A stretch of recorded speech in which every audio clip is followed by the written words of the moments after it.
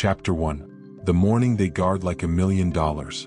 Most people start their day reacting. Millionaires start their day deciding. And that one difference, right there, is worth more than any investment strategy, any business tip, or any financial hack you will ever hear. Because how you spend the first 60 minutes of your morning quietly determines the trajectory of your entire day, and your entire day quietly determines the trajectory of your entire life. Here's what should stop you in your tracks. A study of 177 self-made millionaires, conducted over 5 years by author Thomas Corley, found that 50% of them woke up at least 3 hours before their workday began. 3 hours?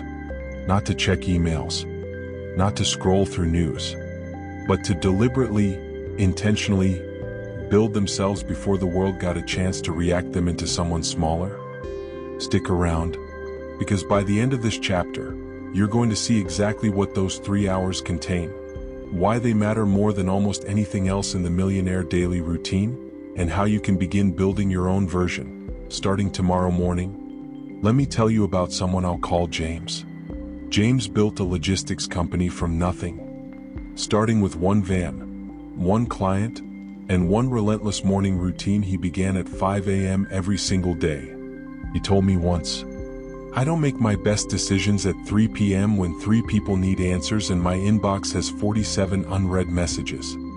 I make them at 5 a.m. when the world is quiet and I still belong entirely to myself." Pause right there. When was the last time you belonged entirely to yourself? No notifications, no demands, no one needing something from you. If you can't remember, that is not a minor detail.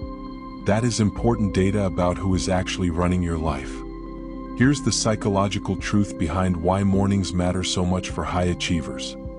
It comes down to a concept called decision fatigue.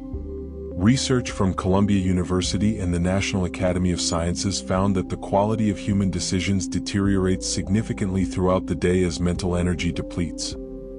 Every decision you make, whether it's what to eat, how to respond to an email, or how to handle a conflict, draws from the same finite cognitive reservoir. By afternoon, that reservoir is measurably lower. By evening, it's often nearly empty. Self-made millionaires understand this intuitively. They front-load their highest value thinking, their most important decisions, their deepest creative and strategic work, into the early morning hours before the day begins extracting from them. They protect those hours ferociously, because they know that how you spend your mental energy is just as important as how you spend your financial capital, and just as easy to fritter away without noticing. Quick check. Right now. What time did you wake up this morning? And what was the first thing you did? If the answer was check your phone, you handed the first moments of your cognitive peak to someone else's agenda, to news that can't be changed, to emails that could have waited, to social media designed by teams of engineers to capture exactly the attention you just surrendered. Now let me walk you through what the millionaire morning actually contains. Because it is not one universal formula. It is built on 5 consistent elements, arranged differently by different people, but present in almost every high achiever's morning routine documented across the research. Element 1. Silence and stillness. Whether it takes the form of meditation, prayer, journaling, or simply sitting quietly with a cup of coffee before a single screen is touched. Virtually every self-made millionaire studied protects a period of complete quiet at the start of their day. Why? Because silence is where clarity lives. And clarity, in business and in life, is an extraordinarily valuable and increasingly rare commodity. Element 2. Physical movement. Over 76% of self-made millionaires in Corley's research exercised aerobically for at least 30 minutes every morning. Not because they're obsessed with fitness, but because they understand what the science makes crystal clear. Physical exercise increases blood flow to the prefrontal cortex, the part of your brain responsible for decision-making, strategic thinking, and emotional regulation. In other words, exercise doesn't just improve your body, it improves the quality of every professional decision you make afterward. The morning workout is not a vanity habit. It is a cognitive performance investment.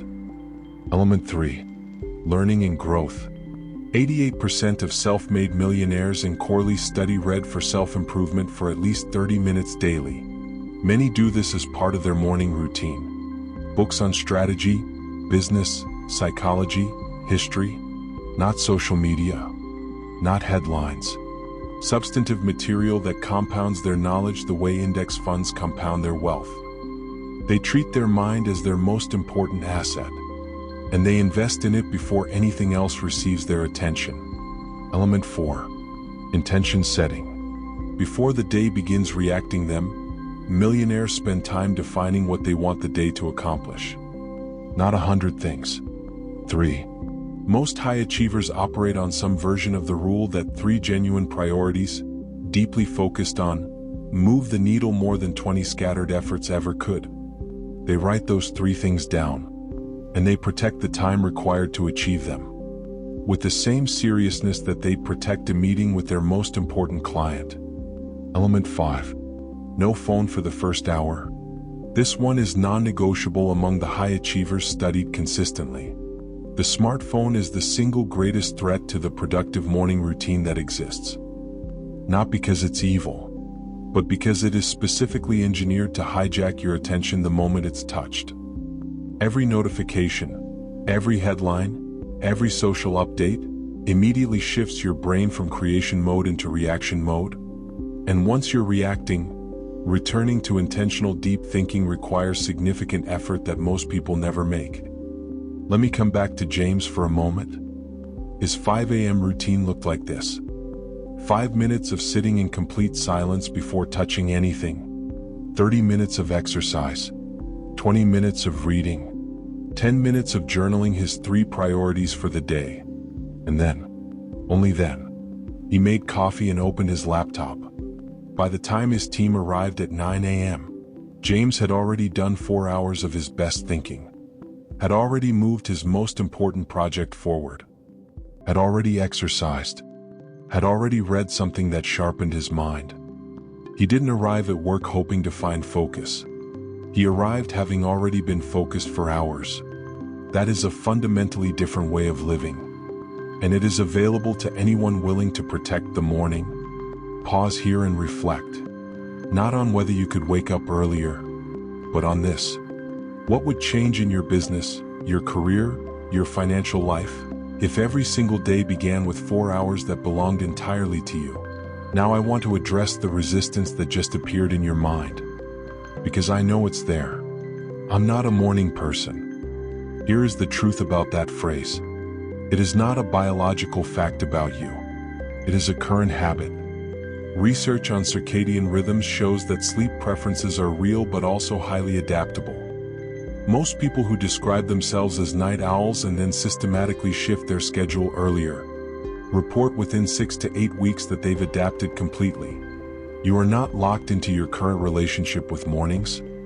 You chose it, gradually and unconsciously, which means you can choose differently, deliberately and intentionally.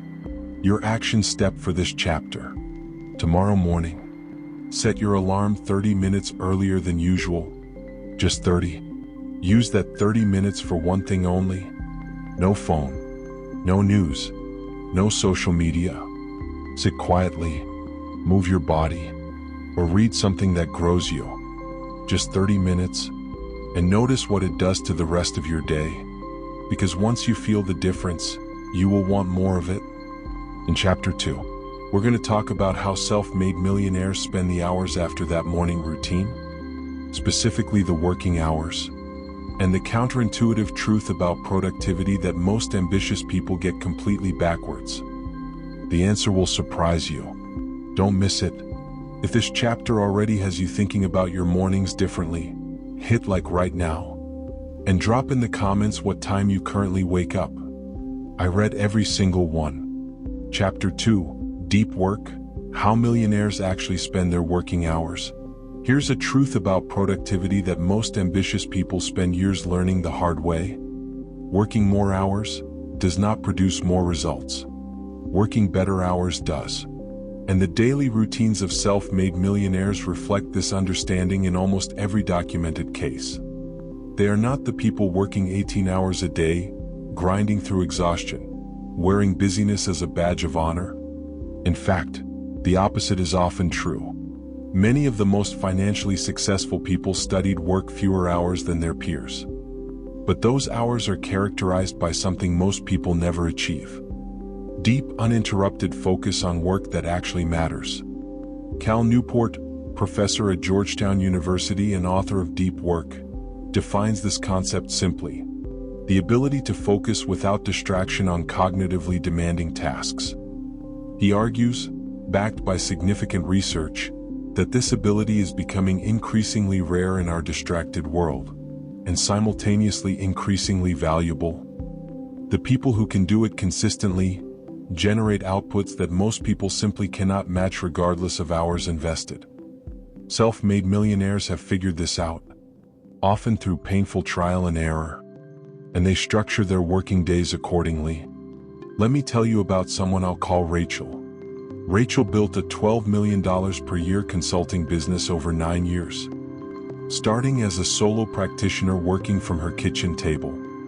When I studied her daily routine, what struck me was not how much she worked. It was how deliberately she protected specific blocks of her working day from the noise that fills most professionals' hours. Rachel called them her power blocks, 3-hour windows, usually from 9 a.m. to noon, during which she did one thing and one thing only: her highest value work. The work that only she could do. The work that directly moved revenue. During those 3 hours, her phone went on Do Not Disturb. Her email closed entirely. Her door, metaphorical and literal, was shut. No meetings were scheduled. No quick questions entertained. 3 hours, completely protected, completely focused. Pause here. When was the last time you worked for 3 consecutive hours on your single most important task, without a single interruption? If you're struggling to remember, you have just identified one of the most significant gaps between your current productivity and the productivity that creates millionaire-level outcomes. Here's the science behind why this matters so much. A study from the University of California, Irvine found that after an interruption, it takes an average of 23 minutes to return to the original task at the level of focus you had before being interrupted. 23 minutes. Now count the number of times you're interrupted on a typical workday. Email notifications, Slack messages, quick questions from colleagues, phone calls, mental check-ins with social media. If you're interrupted even 10 times a day, which is conservative for most professionals, that's potentially over 3 hours of cognitive recovery time lost every single day, to the accumulated cost of fragmented attention. Self-made millionaires are not superhuman in their capacity for focus. They simply protect that capacity more aggressively than most people do. Quick check. Look at your calendar for this week. How many of your working hours are blocked for your single most important project? Not meetings about the project. Not emails related to the project. Actual focus creation time on the work itself. If the number is low, your calendar is someone else's priority list dressed up as your own. Here's another pattern that appears consistently in millionaire working routines. They are ruthless about meetings, and specifically, about eliminating them. Research from Atlassian found that the average employee attends 62 meetings per month and considers more than half of them a waste of time. Self-made millionaires in their own businesses run things very differently.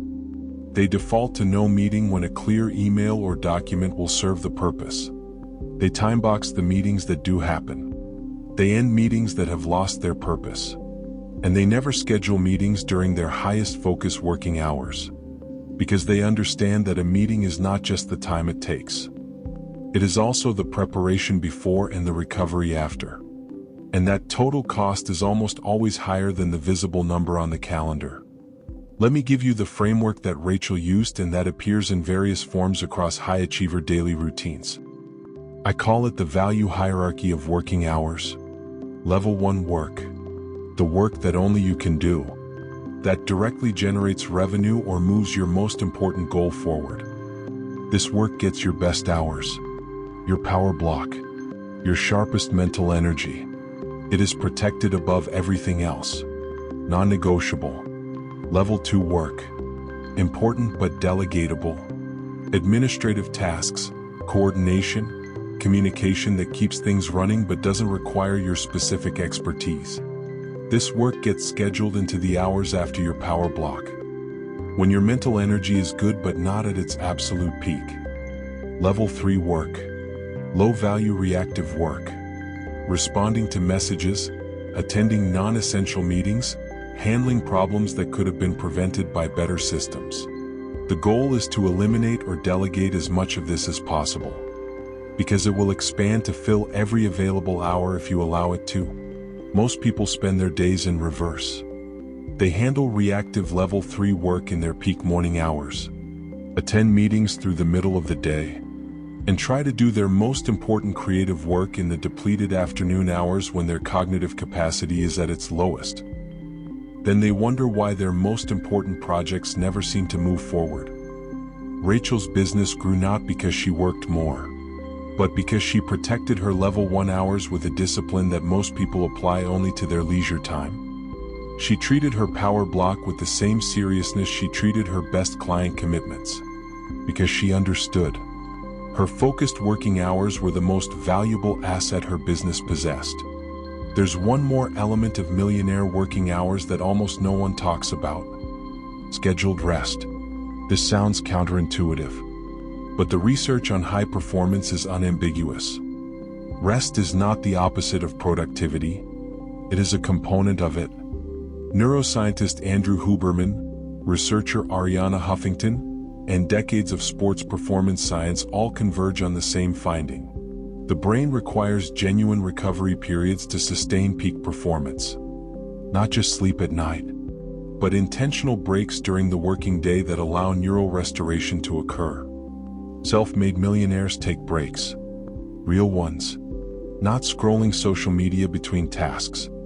Actual breaks. A walk outside. A brief meditation. A silent lunch away from screens. These breaks are not laziness. They are maintenance on the most important machine in their business: their own mind. Your action step for this chapter. This week, identify your single most important professional task. The one that, if completed consistently, would move your financial life forward more than anything else. Then schedule a daily power block for that task alone. Even 90 minutes to start. Protect it from every meeting, every notification, every interruption, and watch what happens to your output over the next 30 days. Not your effort, your output. In Chapter 3, we go into the afternoon and evening routines of self-made millionaires, including the specific habits they practice at the end of the working day that most people skip entirely, and that may be quietly costing you months of progress every single year. Stay with me. Share this chapter with someone who's always busy but never seems to move forward. Busyness and productivity are not the same thing, and they need to know the difference. Chapter 3: The Evening Habits That Compound Overnight. Here's something that most productivity content completely ignores. What you do after the workday ends matters almost as much as what you do during it, because the evening routine of a self-made millionaire is not about hustle. It is not about squeezing more working hours out of a day that's already full.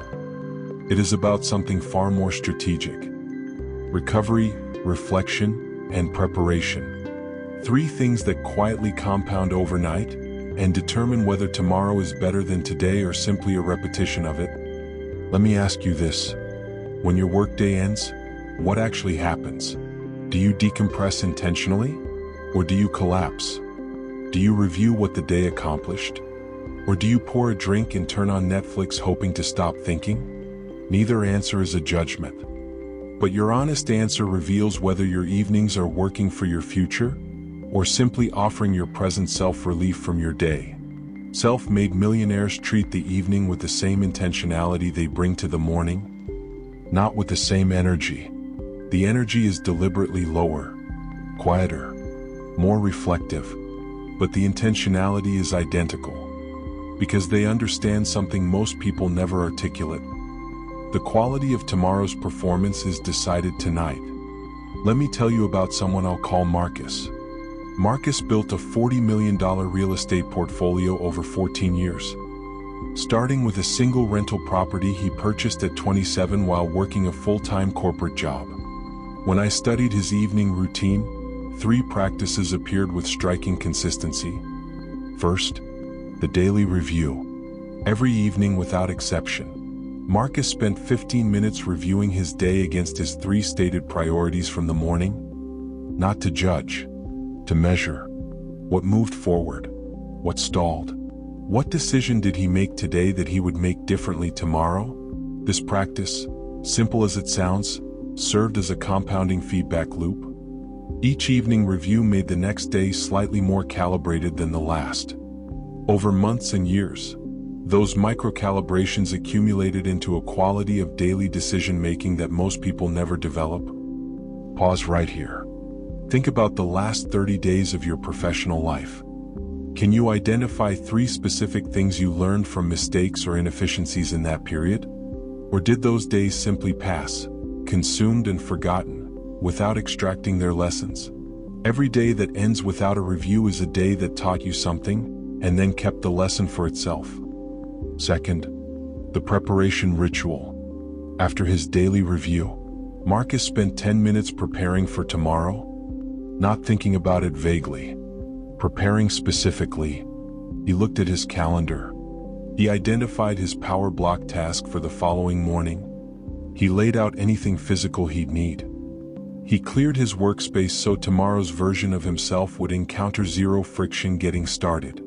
This practice meant that when Marcus woke at 5 a.m., he didn't spend 20 minutes figuring out what to do. He simply began. Because past Marcus had already made those decisions. And present Marcus could invest that saved energy directly into the work itself. Quick check. What does your workspace look like right now? What does the first hour of tomorrow currently look like in your mind? If the answers are unclear or cluttered, you are placing unnecessary cognitive load on your future self. The evening is the perfect time to remove that load, because it costs you almost nothing at night, and returns enormous value in the morning. Third, the hard cutoff. Marcus stopped all work-related activity at a fixed time every evening. Not when he felt finished, not when his inbox hit 0. At a fixed time. He called this his shutdown ritual. And it was borrowed, consciously, from the work of Cal Newport, who advocates for a clear verbal or written declaration at the end of each workday that signals to the brain that professional thinking is complete. Why does this matter? Because without a clear signal, the brain continues processing work problems in the background, consuming mental energy during the hours that should be dedicated entirely to recovery. The shutdown ritual is not about abandoning ambition. It is about channeling it strategically, recognizing that a fully recovered mind tomorrow is worth more than 2 more hours of depleted thinking tonight. Here's another evening habit that appears consistently across self-made millionaire daily routines. Deliberate limitation of news and social media consumption in the hours before sleep. This isn't about ignorance. It's about neuroscience. The content consumed in the 90 minutes before sleep has a disproportionate influence on the quality of sleep itself. News is designed to trigger cortisol and emotional arousal. Social media is engineered to generate comparison and restlessness. Neither state is conducive to the deep restorative sleep that high performance requires. Self-made millionaires are not better sleepers by accident. They engineer their evenings to make good sleep the inevitable outcome. Let me give you the evening architecture framework that combines these practices into a reproducible routine. Step 1. At a fixed time each evening, declare your workday complete. Write or say out loud something like, "Shutdown complete." However simple it sounds, the research on this specific practice is robust. It signals the prefrontal cortex to release the day's open loops, allowing genuine mental rest to begin. Step 2. 15 minutes of daily review. 3 questions only. What did I accomplish today that mattered? What should I have done differently? What is the single most important thing for tomorrow? Step 3. 10 minutes of tomorrow preparation. Calendar review. Power block task identified. Workspace cleared. Anything needed for the morning, laid out the night before. Friction eliminated in advance. Step 4. 1 hour of genuine decompression. Not screen-based consumption. Reading, walking, conversation with people you love. Something that allows your nervous system to genuinely transition from the activated state of a working day to the calm state that quality sleep requires. Step 5. A consistent sleep time. Non-negotiable. Because sleep is not a lifestyle luxury for self-made millionaires. It is a performance tool. Matthew Walker's research at UC Berkeley is unambiguous. Chronic sleep deprivation impairs judgment, emotional regulation, creativity, and decision quality at a level comparable to significant intoxication. And yet most ambitious people voluntarily and habitually deprive themselves of it, in the name of productivity, while destroying the cognitive capacity that makes genuine productivity possible. Marcus told me something once that has stayed with me. He said, "I used to think rest was something I'd allow myself when I'd earned it. Then I realized that rest was what made everything else possible. That was when everything changed." Your action step for this chapter. Tonight, set a fixed shutdown time. Even if it's later than ideal. Fixed is the goal. Spend 15 minutes on the 3 daily review questions. Spend 10 minutes preparing tomorrow. And put your phone in another room before you sleep. Just tonight. Just to feel the difference.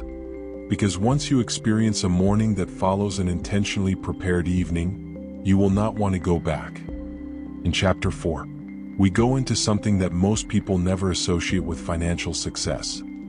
The relationship habits, social practices, and network cultivation rituals that self-made millionaires maintain as consistently as any business practice. The people in your life, it turns out, are not separate from your financial life. They are part of its architecture. Don't miss this one. Drop in the comments. Do you have an evening routine right now? Or does your day just stop? Tell me honestly. I want to know where you're starting from. Chapter 4. The People Habits. Why millionaires are ruthlessly intentional about relationships. Here's a line that will either confirm something you've suspected or challenge something you've assumed.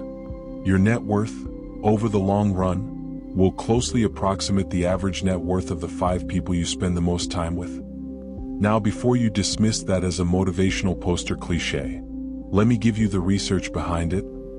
Nicholas Christakis and James Fowler, in their landmark study on social networks published in the New England Journal of Medicine, documented that behaviors, habits, and even emotional states spread through social networks with the same patterns as infectious diseases. Not through deliberate influence, through unconscious absorption. You adopt the standards, the language, the risk tolerance, and the financial habits of the people you're around most frequently, without deciding to, without noticing it happening. Simply through sustained proximity. Self-made millionaires understand this at a deep level. And it shows in one of the most consistent and least discussed aspects of their daily routines. The way they think about, invest in, and actively cultivate their relationships. Let me tell you about someone I'll call Nina. Nina built a $7 million skincare brand over 6 years. She started in a rented lab space with $15,000 in savings and no industry connections. When I studied her daily routine, one practice stood out as both unusual and clearly foundational to her success. She called it her relationship hour. Every single working day, without exception, Nina dedicated 60 minutes specifically to relationship cultivation. Not to client calls. Not to networking events she didn't believe in. To deliberate, personal connection with people she genuinely respected and wanted in her life long term. Pause here. Think about the last week of your life. How much time did you spend intentionally investing in relationships with people who challenge, inspire, and elevate you? Not socializing. Not surface-level networking. Deep, genuine investment and meaningful relationships with people whose thinking and lives you admire? If the number is low, this chapter is going to reframe something important for you. Here's what Nina's relationship hour actually looked like. Monday was what she called her gratitude connection day. She would reach out to one person in her network, a mentor, a collaborator, a peer she respected, with a specific message acknowledging something they'd contributed to her life or thinking recently. Not a generic check-in. A specific, personal acknowledgement. This practice accomplished something that most networking advice misses completely. It built genuine warmth into professional relationships over time. Not transactional connection. Real human connection that made people genuinely want to support her success. Tuesday was what she called her learning conversation day. Nina scheduled one conversation per week specifically designed to learn something. Not to sell, not to pitch, not to update. To ask questions and listen deeply to someone who knew something she wanted to understand better. She would prepare 3 genuine questions in advance. And she would listen far more than she spoke. Quick check. When was the last time you entered a professional conversation with no agenda other than to learn something from the other person? Most of us go into conversations thinking about what we want to communicate. Self-made millionaires go in thinking about what they want to understand. That inversion is a relationship superpower. Wednesday through Friday contained variations on these themes. But the consistent element was this. Nina treated relationship investment as a non-negotiable daily practice. With the same seriousness that she tracked revenue or managed inventory, because she understood something that took her several early years to learn clearly. In business as in life, most significant opportunities don't come from strategies or systems. They come from people. And people open doors for people they know, like, trust, and genuinely feel connected to. That connection doesn't happen at networking events. It happens through consistent, specific, personal investment over time. Let me give you another pattern that appears in millionaire relationship habits that is equally important but less comfortable to discuss. The deliberate reduction of relationships that drain energy and reinforce limiting beliefs. This is not about being cruel or cutting people off dramatically. It is about recognizing, with compassion and honesty, that not every relationship in your life is propelling you forward. Some are holding you in place, and some are quietly pulling you back. Jim Rohn, mentor to Tony Robbins and one of the most influential personal development teachers of the 20th century, put it simply, you are the average of the 5 people you spend the most time with. The uncomfortable implication of that truth is that changing your financial trajectory may require changing who occupies those 5 spots. Not by abandoning people you love, but by being intentional about who receives your most limited resource, your consistent time and attention. Self-made millionaires tend to share a specific mindset about this. They actively seek mentors and peers who have already achieved what they're working toward.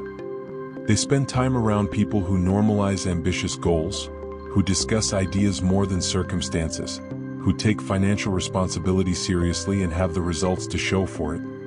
This is not elitism. It is environmental design applied to human connection. The same principle that says your physical environment shapes your behavior applies equally to your social environment. Here's the relationship architecture that appears across self-made millionaire daily routines. 4 distinct categories of relationship investment. Category 1. Mentors. People who have already walked a path you want to walk and are willing to share what they learned along the way. Self-made millionaires don't wait to be assigned mentors. They pursue them actively. With specific asks, genuine curiosity, and respect for the other person's time. The ask is never vague. It's specific. Would you be willing to have one 30-minute conversation about how you navigated your first major hire? Specific, bounded, easy to say yes to. Category 2. Peers on parallel journeys. People at a similar stage of building who are as committed as you are. These relationships provide accountability, shared learning, and the irreplaceable energy of mutual ambition. Self-made millionaires cultivate these relationships deliberately because they understand that shared struggle creates bonds that shared success never quite replicates. Category 3. People you are investing in. Mentoring someone further back on the path you've already walked. This is not altruistic decoration. It reinforces your own learning, clarifies your own thinking, and builds genuine loyalty and goodwill that compounds in ways you cannot predict or schedule. Category 4.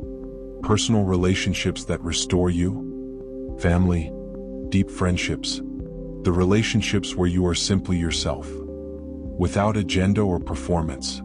Self-made millionaires guard these with enormous care, because the emotional foundation these relationships provide is what makes sustained high performance possible in every other area of life. Nina told me something during our conversations that I think about often. She said, "The year my business crossed 7 figures wasn't the year I worked the hardest. It was the year I finally stopped underestimating how much the people around me determined the ceiling of what I thought was possible." Your action step for this chapter. Identify one person you genuinely admire. Someone whose thinking challenges you, whose results you respect, whose presence makes you better, and reach out to them this week with one specific, genuine, personal message. Not a pitch, not a request for a favor, just a real human connection. Because that message, and the relationship it might begin, could be worth more to your financial future than any strategy in this entire series. In Chapter 5, we bring the whole daily routine together. We're going to look at the evening to morning cycle of the self-made millionaire as a complete system. And we're going to give you the exact blueprint for building your own version starting this week. Don't skip the final chapter.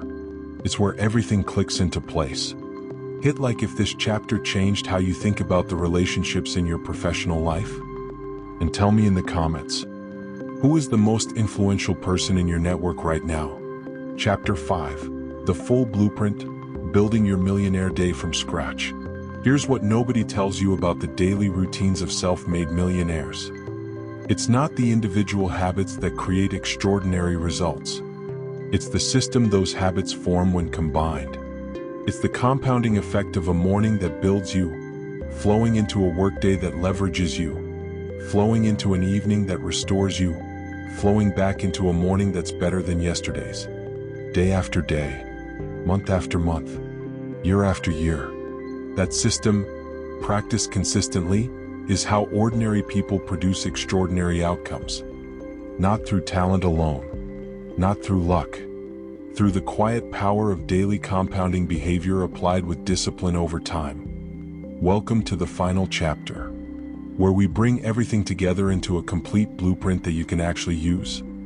Starting this week, not someday, this week.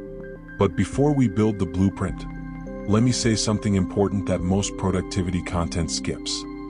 The goal is not to copy the exact routine of any specific millionaire. The goal is to understand the principles behind those routines, and then build your own version that fits your life, your season, your responsibilities. A sustainable routine that you actually do, imperfectly but consistently, will always outperform a perfect routine that you admire but never implement. Let me tell you about someone I'll call Claire. Claire built a 7-figure online education business as a single mother of 2 children under 8. She did not have 3 uninterrupted morning hours. She did not have the luxury of a 60-minute daily relationship hour at the start. What she had was 45 minutes before her kids woke up, and she used them with a precision and intentionality that most people never bring to 3 hours. Claire's point is this: every principle we've covered in this series is scalable to your actual life. The question is never whether you have enough time. The question is whether you're using the time you have with enough intention. Pause here and ask yourself honestly, in the time you already have available each day, what percentage of it is genuinely intentional, deliberately used in alignment with who you want to become? Most people, when they really examine this, find that the answer is lower than they expected. And that discovering that gap is the beginning of closing it. Quick check. What is the single biggest time leak in your current daily routine? The activity that consumes significant time but produces the least value in your life? Name it, because the time you're looking for to build the routines that will change your financial trajectory is almost certainly hiding there. Here is the complete Millionaire Day blueprint. Built on every principle we've covered. Scaled to be adaptable to your life rather than a rigid prescription. The morning foundation. Whatever time you wake, the first 60 minutes belong entirely to you. No phone, no news, no other person's agenda. Within that hour, touch 3 things. Your body, move it, even briefly. 10 minutes of movement is infinitely better than 0. Your mind, feed it something substantive. A book, a podcast that grows you, an article that challenges your thinking. 5 pages is enough. Your intentions. Write 3 things you want to accomplish today, not a task list. 3 outcomes that would make today genuinely meaningful in the direction of your goals. The power block. Identify your single most valuable professional activity, the work that only you can do, that directly moves your most important goal forward. Protect a daily block of time for this work alone. Minimum 90 minutes. Maximum interruption 0. This is the non-negotiable centerpiece of your productive day. Everything else arranges itself around it. The relationship investment. Even 15 minutes daily. Directed intentionally toward relationship cultivation. A specific message to a mentor. A genuine question to a peer you respect. A check-in with someone further back on your path that you can support. 15 minutes. Consistent. Compounding enormously over time. The afternoon management. After your power block and your relationship investment. Handle your level 2 and level 3 work. Meetings, email, administrative tasks, coordination. But with one rule. These activities never displace your power block. They follow it. They never precede it. Your highest value work gets your best hours. Your reactive work gets what remains. The evening reset. At a fixed time. Shutdown ritual. Daily review. 3 questions. What mattered today? What would I do differently? What's the single priority for tomorrow? 10 minutes of tomorrow preparation. Workspace cleared. Power block task identified. Calendar reviewed. Then 1 hour of genuine decompression before sleep. And a consistent sleep time. Because everything we've built across this series, the morning focus, the deep work, the relationship investment, the emotional resilience to sustain it all, runs on the fuel of genuine physical recovery. And that recovery happens during sleep. Non-negotiably. Now let me give you the implementation principle that determines whether any of this actually becomes your life or simply remains something interesting you once listened to. Start with one thing, not 5 things. 1. Identify the single habit from this series that would have the greatest impact on your life if you did it consistently. Just 1. Do it tomorrow. Do it the day after. Do it until it requires no decision, only action. Then add the next one. This is how sustainable routines are built. Not in dramatic overhauls that collapse under real-life conditions, but in single additions that stack gradually into systems that eventually feel not like discipline, but like identity. Because that's the final truth I want to leave you with. The goal of building a millionaire daily routine is not to be productive for productivity's sake. It is to become, through daily practice, the kind of person for whom financial success is an inevitable outcome rather than a hoped-for accident. Every morning you protect, every power block you honor, every relationship you invest in deliberately, every evening you reset with intention, is a vote for the person you are becoming. And identity, as we've learned, is the most powerful financial force that exists. Let me bring the complete picture of this series into focus one final time. In Chapter 1, we learned that the morning is the most valuable real estate in a self-made millionaire's day, guarded fiercely, filled with silence, movement, learning, and intention before the world extracts a single unit of their attention. In Chapter 2, we saw how millionaires structure their working hours around deep work in the power block, protecting their highest cognitive capacity for their highest value work, and building everything else around that center. In Chapter 3, we discovered that the evening is not where ambition goes to rest. It's where tomorrow's performance is prepared. Through the daily review, the shutdown ritual, and the deliberate restoration of the mind that will be tomorrow's greatest professional asset. In Chapter 4, we understood that relationships are not separate from the millionaire daily routine. They are embedded within it, cultivated daily with the same intentionality applied to business strategy. Because opportunities come through people, and people open doors for those who invest in them genuinely and consistently.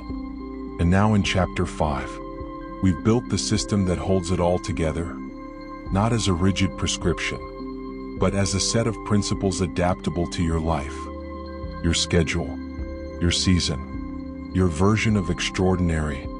Claire, the single mother who built her 7-figure business on 45 minutes a day, told me something that I think is the perfect note to end on. She said, "People kept asking me how I found the time, and I kept telling them, I didn't find it. I decided what it was for. That's the whole secret. Decide what your time is for. Then protect that decision every single day." That practice alone, sustained over years, has built more millionaires than any investment strategy, any business model, or any stroke of luck ever has. Your final action step. Tonight, design your version of day 1. Just tomorrow? What time will you wake? What will your first hour contain? What is your power block task? Who will receive your relationship investment? What time will your shutdown ritual begin? Write it down. Specifically, because a plan written down has already moved from aspiration to intention. And intention, acted on daily, becomes identity. And identity, sustained over years, becomes the life you've been working toward all along. If this series has genuinely shifted how you think about your daily choices and your financial future, I have one final ask. Watch it again from Chapter 1. Because the second time through, you'll hear things that didn't land the first time. Because you'll be listening as someone who's already beginning to change. Share it with one person in your life who is ambitious but stuck, whose daily routine doesn't yet reflect the life they're capable of building. And subscribe with notifications on, because every week we go deeper into the habits, psychology, and daily practices of people who build extraordinary lives from ordinary starting points. Thank you for being here. Thank you for finishing what you started. That alone puts you ahead of most people. Now go design tomorrow, and make it the first day of the routine that changes everything.